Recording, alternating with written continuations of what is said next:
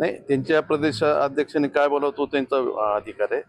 पण प्रश्न असा आहे की परभणी महापालिकेचं संख्याबळ 65 आहे आणि बहुमतासाठी जवळपास 34 किमान म्हणजे 33 लागतात. तर कमीत कमी 35 लोक तर लागतील सत्ता चालवायला किंवा महापौर होण्यासाठी. मग 37ला त्यांचे उमेदवार किती उभे केले? 37. मग 37ला 37 निवडून येणार का? मग आता तसं जर एवढं ठामपणे जर प्रदेशाध्यक्ष हे करत असतील, विधान करत असतील, तर मग याचा अर्थ असा होतो की कुठं तर काय मॅनेज व्हायलंय का? मग का उद्या एकट्या स्वबळाची भाषा ज्यावेळेस करतायत, मग 37 पैकी 35 जर त्यांचे येत असतील म्हणते, तर कुठंतरी हे बोलण्याचा रोख वेगळ्या दिशेला जातो. म्हणून मला नाही वाटत तसं काही होईल म्हणून. दावा कोणत्या? तेच तर म्हणतोय ना, 37 पैकी 35 पाहिजे, तर मग बाकीचे काही होणारच नाही का? म्हणजे सगळे सक्षम उमेदवार आहेत का? मग कुठं काहीतरी मॅनेज होतोय का? हा प्रश्न आहे. 65 पैकी 37 असणं, लढवणं आणि त्याच्यात बहुमत स्वबळावर महापौर बसवणं, हे काय थोडं एक हास्यास्पद मला वाटतं. तुमची कशी स्थिती आहे? राष्ट्रवादीचा महापौर होईल का?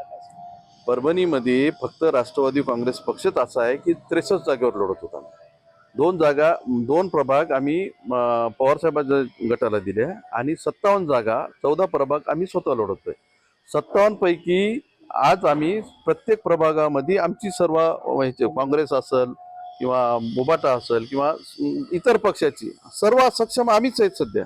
आणि 57 पैकी आणि ते 6 जर 63 पैकी आम्ही बहुमताकडे जाणार आहोत आणि निश्चित आम्ही 40-45चा फिगर आम्ही गाठू. काही ठिकाणी तडजोडीचं राजकारण झालं असं बोललं जाते. माजी आमदार वरपुडकरांच्या ज्या निश्चित पासमध्ये आहे त्यांच्या विरोधात बरेच पक्षाचे उमेदवार सुद्धा दिले नाही. तर आम्ही दिले ना, बाकीच्या पक्षाचं मी नाही सांगू शकणार, पण आमचे 4ही सक्षम उमेदवार आहेत तिथं. आमचा प्रचार जोरात चालू आहे. तडजोडीचं राजकारण कोणी केलं ते आम्ही नाही सांगू शकणार, पण आम्ही उमेदवार सगळ्या प्रभागात दिलेत आणि सगळ्या प्रभागामध्ये आमच्या वेगळ्या पक्षाची फाईट. सर्व शेतकरीशी तुम्ही निवडणूक लढताय का? कोण कोण येणार आहेत?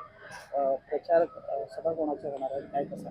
उद्याच्या प्रचार सभेमध्ये आदरणीय आमचे प्रदेश अध्यक्ष तटकरे साहेब, रुपालीताई चाकणकर, सूरजजी चव्हाण हे उद्या येणार आहेत 8 तारखेला. त्यांच्या आम्ही 3-4 ठिकाणी शहरामध्ये वेगळ्या आणि महिलांच्या 2 ठिकाणी सभा लावलेल्या आहेत. आणि आदरणीय राष्ट्रीय अध्यक्ष आमचे पवार साहेब 9 तारखेला येणार आहेत. त्यांचं स्थळ आणि टायमिंगचं आणखी निश्चित व्हायचे. 9 तारखेला पवार साहेबांची सभा आहे.